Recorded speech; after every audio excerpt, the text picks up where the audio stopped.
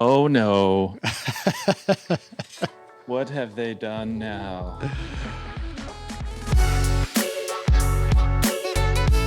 Well, I think this is really all around our lovely home state of Florida and some of the new things that they've introduced into law. Yes, the governor who would be king of Florida, if he could be, and maybe thinks that he is. King DeSantis? Yes. There were a couple of things that happened in the last week or so.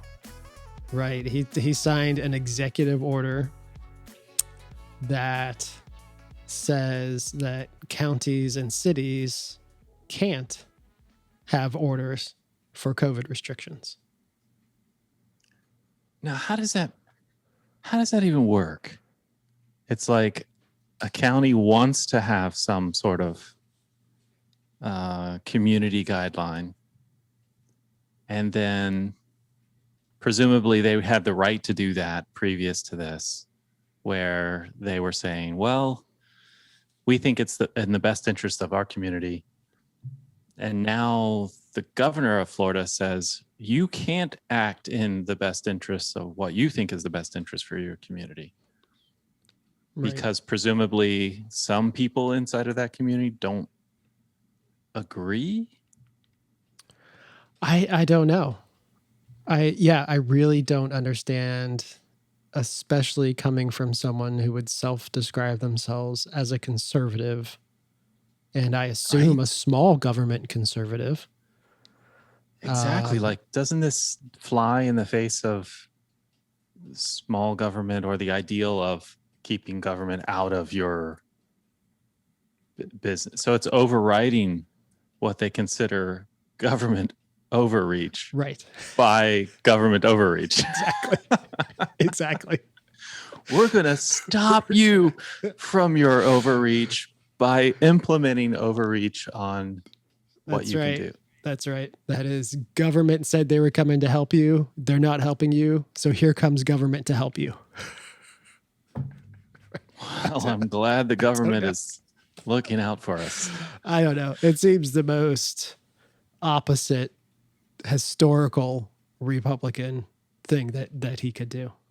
Right. Yeah. So I don't get it. I mean, I think it's probably kind of a personal thing with the people who run the cities and the counties where there's a lot of population in Florida, because those are all Democrat.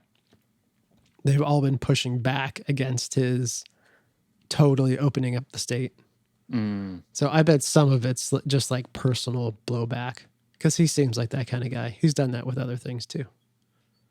So you're suggesting this is all about politics? Yes, I am. Good thing I'm sitting down. Nothing to do with us, the people of the state of Florida. Not at all. It's just all politics. Well, that's interesting. You know,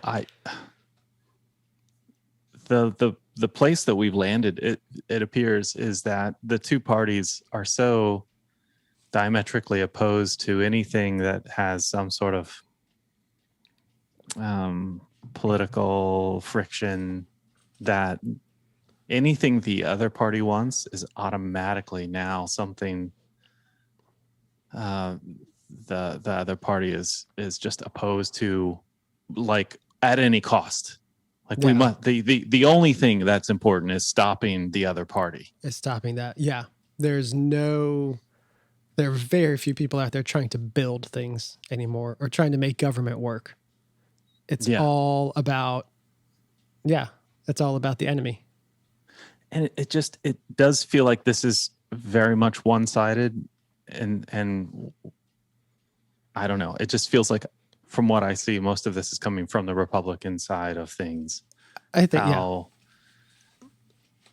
I think just the way that they react to anything that Democrats or liberals in general might strive for when it comes to the United States and the society at large, they are just so opposed to, how can we defeat it? How can they own the Democrats? How can they own the libs? Own the is libs, really yep. The is really snowflakes. yes.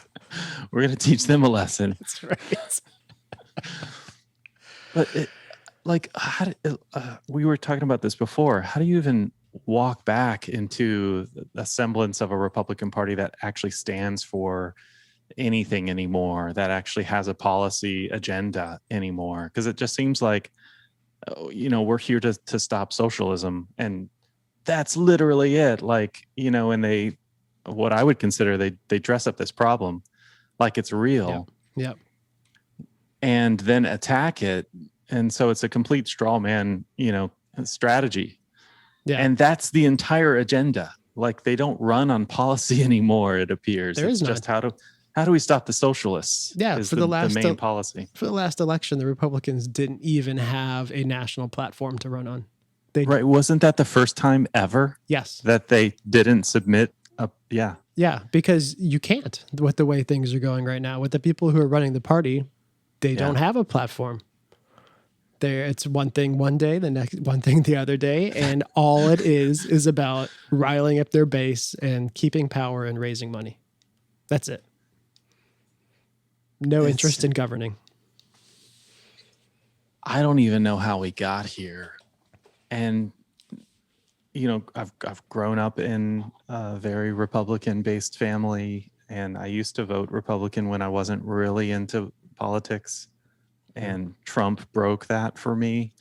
And so then I started paying attention to things, and then I started seeing how things were going. And to me, I feel like it is important to take care of people in either marginalized communities or the society at large. And my ideals became more and more progressive, I guess you could say. Mm-hmm. But the interesting thing is, like, the Democrats in the United States compared to the world are like just left of center. Yeah, if that. Exactly. Yeah. They're not the radical party that they're made out to be by the Republicans. The Republicans seem to have clearly jumped off the cliff. Way off the cliff. Yeah, I mean, if you look at stuff like healthcare, like how many Democrats will even say it is a right to have healthcare? Like very few will even say that. Right. And even someone in the rest of the Western world on the right side, on the conservative side of things, is going to say, yes, that's a human right to have access to healthcare. Isn't that interesting? I mean, yeah, like I said, I don't even know how we. Yeah. I don't. Yeah. How do you even manipulate like your base to the point where they only believe what you're saying, whether it's true or not? That to me is the most interesting part of this, because it would appear that you would have to suspend judgment, any level of rational thinking when it comes to some of these things, mm-hmm. and you would have to not be aware of logical thinking in the way of like structured sound thinking. Right. If you understand what a straw man fallacy is, for instance, you could pick apart some of these claims and say, well, this is manufactured in a way to simply mischaracterize what's going on, and et cetera, et cetera. And, right. This, to me, I'm not suggesting that only one party does anything like this. I think politics overall is an interesting mixed bag, but I would say at least it seems like it's still within the liberal side of things to say, here's what we stand for, what we think what we should have in the country. And right. That, to me, I can get behind. I don't understand. I don't know how this could even happen, except to say people must not have the kind of sound thinking in order to see through this. Yeah, I guess so. Yeah, I mean, that's got to be it, right? I mean, the part of it might be why the parties have kind of gone it seems like such opposite ways. right, is I think the Democrats are still a bit of a coalition party where you still have like my representative Stephanie Murphy is a very moderate, almost right-leaning Democrat in a lot of things. You have the AOCs of the world and the Bernie Sanders, even though, is he a Democrat or independent? I don't remember. I think he's still Democrat. Yeah. And then you have a bunch in the middle. So you still have to come to some sort of consensus to form a platform and come up with ideas. I see And I don't think you have that at all in the Republican Party. It's either you're following whatever path we're going down or you're out. We kind of see that with them trying to kick Liz Cheney out now. Right? Correct. Yeah. And that's something that came from Trump and, his whole, the way he processed people who backed him or didn't. Yeah. Yeah. Like you're correct. You were either inside the nest or you were not. Or you're out. And you're not only out, you're like kicked out. Way out. Yeah. And you're cut off. Canceled. You were literally canceled. Literally canceled. That is cancel culture. And 2.0. So with Trump losing, with the events of January 6th, it seems like the Republicans had the perfect opportunity to reset. Say, okay, like clearly we tried this for 4 years and it was nuts. And we need to get back to our conservative roots. Because, I mean, legit conservatism, I can almost understand. Oh, yeah. No, right? There are legit things there. I agree. And that's why I think for so long, the two parties made a lot of sense. And you had a natural, they had to work together scenario to, move forward. Yeah. But now. What is a conservative now? It's like, it's people like Liz Cheney who might want to speak up and then now clearly at risk of losing. Kick him out. Yeah. Yeah. Yeah. And what do you even stand for as a Republican now? Again, it's defeating socialism or not letting it happen in the first place. And this idea of America first, which is hints of, this populism, nationalism thing that in a radical form is called fascism. Right. And that's another thing that I think a lot of people don't understand about this stuff. So back to the point of how do you walk back from this? Like, what isn't it going to be interesting now? In 2022, you've got the midterm races, and then 2024. Like, what's literally going to happen? Because when Trump got into politics, I think everyone became interested in politics because it was this. Yeah, it was a circus, for lack of a better term, and it was actually interesting to watch, almost like. Yeah, it became entertainment, like real. A train wreck in slow motion. You couldn't look away. Right. It was just so horrific at times, so unbelievable. It really was. Yeah. And are we gonna do that again?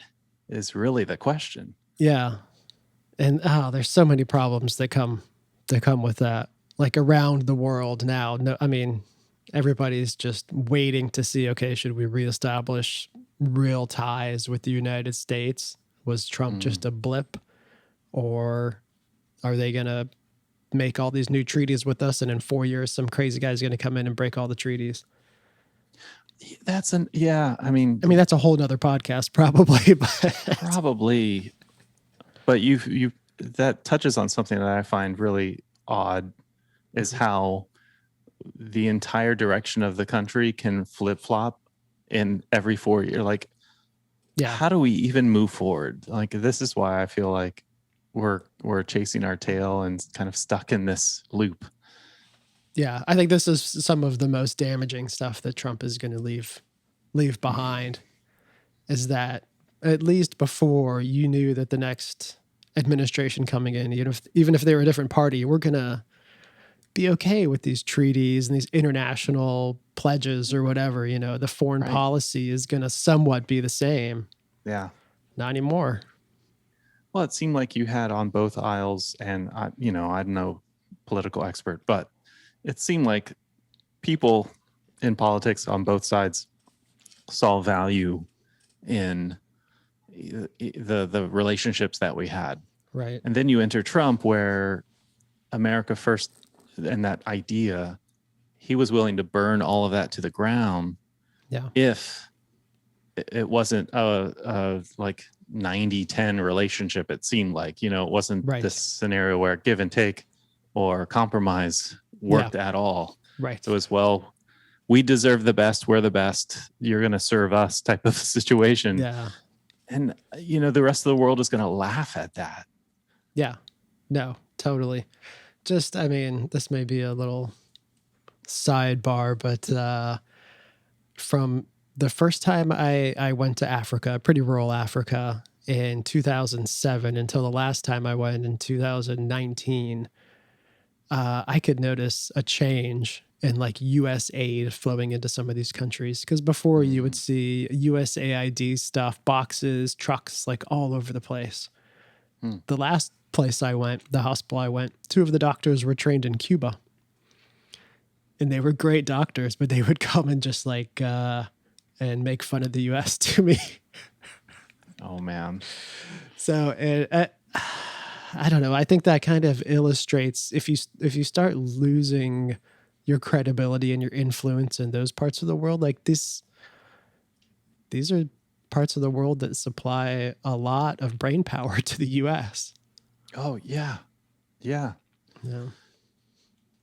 And it doesn't appear the Republican base fully grasps that scenario. Like, it doesn't appear that they completely understand what's at risk.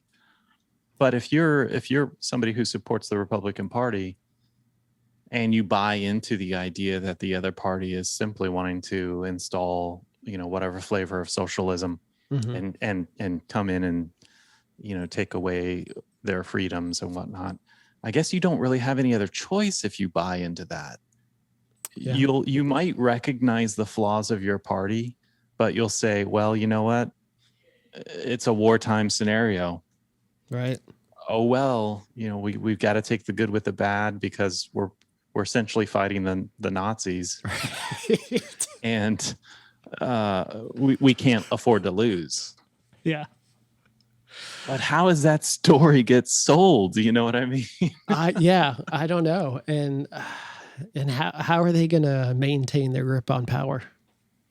Yeah. As the demographics start to seriously change in the US.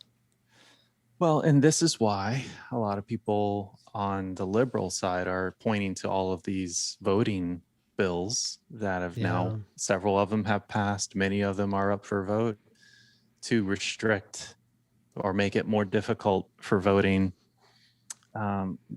in what's been touted as the big lie. You have Trump saying repeatedly for months that everything in the election was a fraud, and et cetera, et cetera. So that's the result of this. And that's what I'm interested to see. Does this actually work? Because I think they tried to suppress the vote in 2020. They didn't suppress it enough to win. Yep. And now they've got all of these new laws coming into place, which DeSantis signed one of those for Florida. Yesterday, I think. Exactly. Thursday, which is limiting everything from ballot drop boxes to now you have to sign up every year to register as a my mind went blank. There are new voter ID restrictions, right? Oh, absentee ballot. There, so you have yes. You have to sign up yearly now for an absentee ballot. Yeah. Whereas before you could just, I guess, designate that you were voting absentee and you would get one mailed to you every year. Yeah. Some, though, are saying that this may actually hurt the Republican votes in Florida, which will be interesting too, because, a lot of older people here live in Florida, and many of them appears used to or have voted absentee ballot because of the convenience that type of thing. You've got the military who votes absentee, which I think has a large or stronger, maybe potentially strong Republican slant. So is this going to actually hurt the Republican That's Party? really interesting. It could. I guess it could in Florida. What's going to be one big tell may be how many people vote compared to the last election. Yeah. And did this new law actually limit those numbers? Yeah. That would be interesting. That's going to be very interesting. I've voted absentee for a few years. I've done it when I was in Australia. I voted absentee from Australia. So I mean, why would you make it harder to vote? And I mean, the answer is because you think that people are going to vote against you are going to be the people who you can suppress. And that's been the opposing party's viewpoint of this, and something that they'll say that Republicans aren't willing to actually say out loud. Mm-hmm. But when you have an election that has next to zero signs of fraud, and then you introduce all of these new rules or laws to secure the election, which didn't have a problem. You have to start looking for the other, is there another reason why this is being brought up now? Yeah. And, again, these people, I think, seemingly expect Trump or somebody from this ideology to actually now be this is the new Republican Party. We're either on the bus or we're not. Yeah. And so we've got to move into that direction, or these laws totally abandon much of the minority community, I would say. Mm-hmm. The United States has a long history of laws like this used specifically to suppress the black vote. Mm-hmm. In the early 1960s, my grandparents had lived out of the country for a while, and they came back, and they were in Georgia, in Savannah, Georgia. And Georgia, until 1965, had a literacy test for voting. So you went to vote, and they gave you a test, and you had to pass that test. And so my grandmother, for the first time, went to vote in Georgia, and they gave her ballot. And she says, "Don't I have to take a literacy test?" And the person at the poll said, "No, that's just for the N-words." Oh, my. And this is not that long ago. Well, if you think about it, everything about voting hasn't been in the spirit of making it as accessible as possible. I mean, it's on a weekday, for crying out loud. So you have to actually take off work in order to vote. In many situations, many people do. Yeah. And, just that concept alone is challenging. Why not have voting on a weekend for 2 days? What would be wrong with that scenario? Making it as accessible as possible. Why not allow, more vote-in or mail-in votes? Mm-hmm. Make it a national holiday. That's it. That's what I mean. Yeah. Just make it completely accessible. Easy. Yeah. It would not be difficult.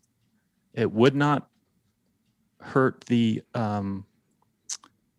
integrity of the election at all. In fact, it would allow more of the population to have their voice be heard. Yeah. And what the population would choose to do. But it may come down to the unfortunate scenario where if there's literally more people here that support one side, the other side may do as many things as they can to obstruct, essentially, the vote. It comes back to Republicans not having a platform. And so they clearly believe that they cannot win a popular vote based on arguing their ideals and their concepts for government. And so the only way they think they can win is by suppressing the vote that will vote against them.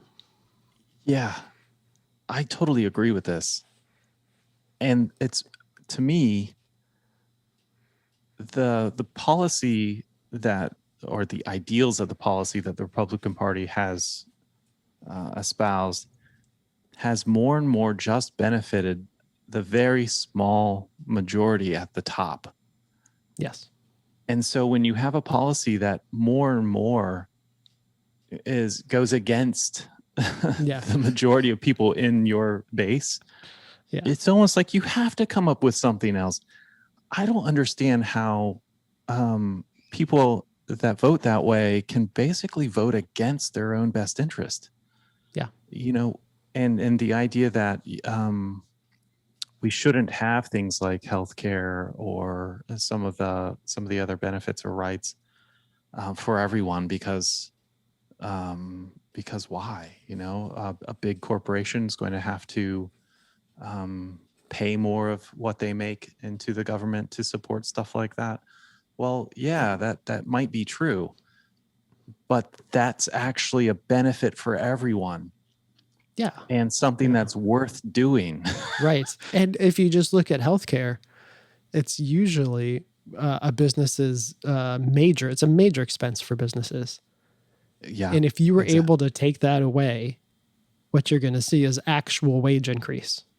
I see what you're which saying. We haven't seen for a long time, probably. Yeah. I mean, there's always a chance that that's just going to go straight to the CEO, or they're going to do buybacks, stock buybacks, or whatever. Right. Yeah. But in a ideal world, that would translate into wage increases. But I don't know. It's a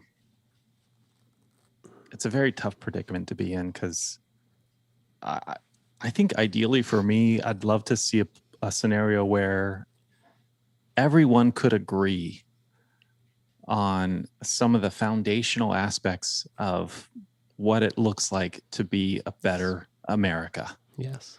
You know what I mean? Like, and we should be able to do this. We should be able to have some level of common ground. Yeah. And yet the current political environment really tries to destroy any common ground. Yeah. It's true. And it's like, well, it's no wonder there's no wonder it's so divisive today. Yeah. Because they don't want to see people actually unite under any kind of ideal that would be just, you know what, this is the best thing that we could do for the country. It seems like the way things are set up now, you have some of this on the Democratic side, and you definitely have it on the Republican side, where each will, if they're proposing bills or legislation, there's always something that is obviously the other side can't go along with, like something that is so over the top that Republicans or Democrats cannot get on board with that legislation, and each side uses it for fundraising. Mm-hmm. They'll say, we introduced this bill that would be great for everyone. The other side has rejected it for no reason. And the other side will say, they introduced this crazy bill with this crazy thing. Like, we have to get them out of office. Exactly. And it's this vicious, like, cycle of just power and fundraising that it's so hard to get out of.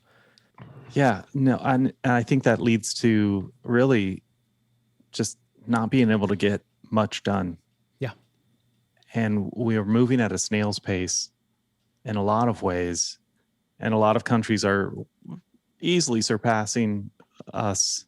And it feels like this could be a decline, which I don't want to see, of not power or influence, but vibrancy that the United States have had for decades. Yeah. And we might be moving into this place where we're going to be looking up at other countries as an example of how to do it. Yeah. And somehow we just can't get there. Yeah. It's going to become harder to live in America. It's going to become, you're going to need more resources to get stuff done. Just to look at taxes, for instance. How complicated is the tax system in America? And why is it complicated? It's complicated because there are businesses that put a lot of money into lobbying that make a lot of money off of taxes being complicated, which means that I have to go hire a CPA instead of doing taxes myself. Or like some countries, you don't have to do anything most of the time. They just automatically, your They taxes just send are you a done. bill. Exactly. Because in this day and age, it's not that hard to do that. No. Like if if they know how much you should pay already, Right. it's like, yeah, I totally understand. Anyway, it's just stuff like that. It's just slowing us down. Exactly. And you're starting to see other countries really, I think, outpace the United States, not because necessarily they have a better democracy, but they figured out a way to get things done in a way that just works. Yeah. So I don't know. I mean, I'm hoping that we don't go down that road. I'm just wondering, how do we walk back from here into a place where we can actually work together? And it's about, it feels like the first step is just honesty. Right. And I don't know how we'll get there. I actually don't know how we'll get there in the current political environment. I don't either.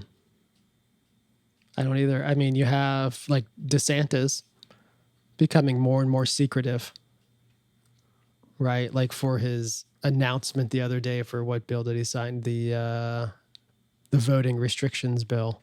Yep. He didn't even allow press in. Except Fox News. Except for Fox News. Yeah. It was a made for TV bill signing for Fox News, which is totally like unprecedented. That's crazy. How does this make any sense? Yeah. And in Florida specifically, I think it was 53%. If you look at the last presidential election, 53% Republican, 47 or something like that percent Democrat. So it's not like it's this overly weighted, one side versus the other. It's fairly close. It is. And so how does this make any sense?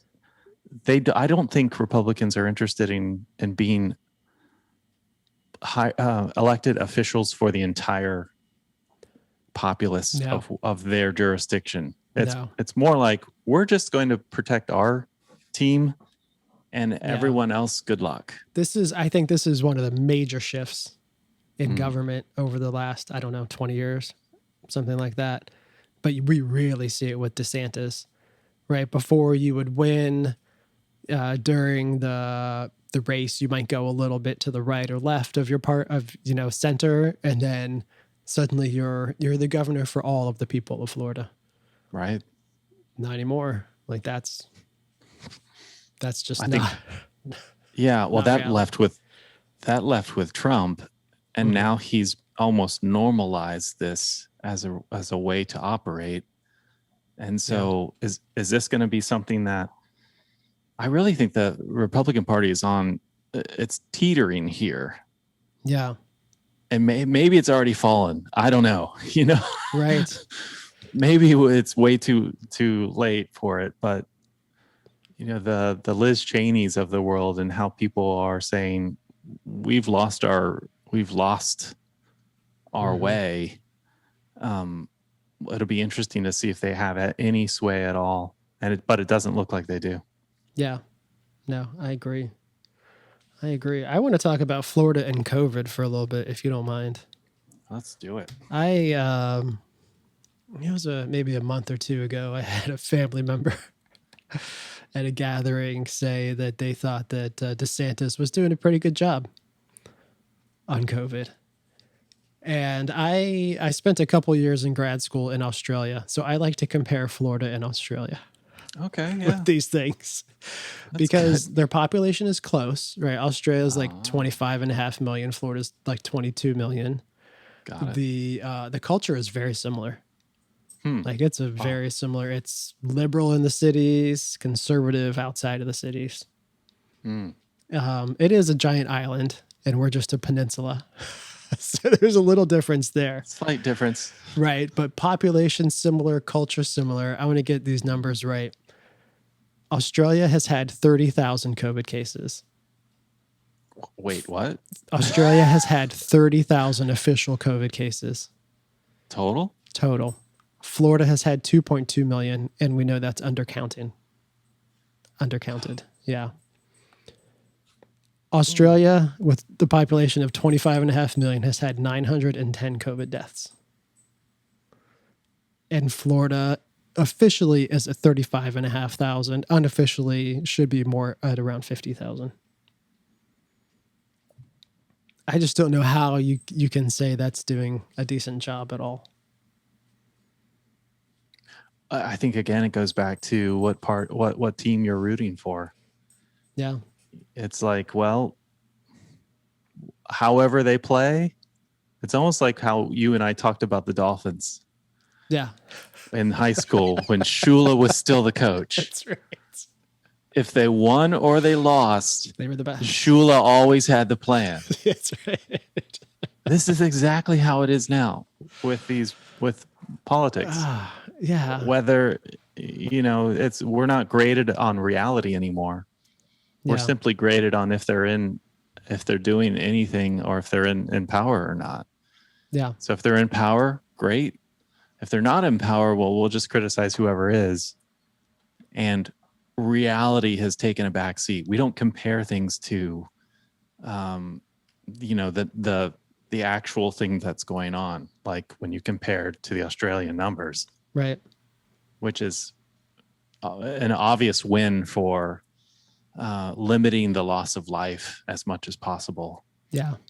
I just read something this morning that said we've probably way undercounted the number of deaths even in America. I was reading this too. Yeah. Okay. Yeah. We're actually in the 900,000 range, something like that, which puts COVID-19 at a higher death rate than the Spanish flu. Yeah. Which blew me away because I always thought the Spanish flu was like this insane thing that happened. Oh my goodness. Yeah. And it happened at a time where healthcare was so, primitive and people were dying because it was 100+ years ago or whatever. No. COVID actually could have killed more in America now than the Spanish flu in, what was it, 1819 or something like that. So yeah. That blows my mind. It's crazy. Yeah. There's been a few of these academic papers now that have come out to show how we're undercounting in the U.S. And it's just, it's scary. That's crazy. So many people. I can't wrap my head around it. Yeah, yeah. And yet we'll have a political pundit say that these papers are fabricated or embellished or, these types of things. And yet they have no credential to actually come to that conclusion. Yes. It just helps their political cause versus, potentially agreeing with the other party. I saw this. Oh, go ahead.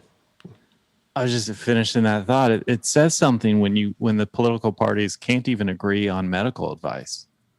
Yeah. Doesn't that say a lot? They can't even agree on what is sound medical advice. That's insane. Huh? It's insane. Yeah. Yeah. What kind of world are we living in? I don't get that. We're trying to live in a society here. Can't we agree?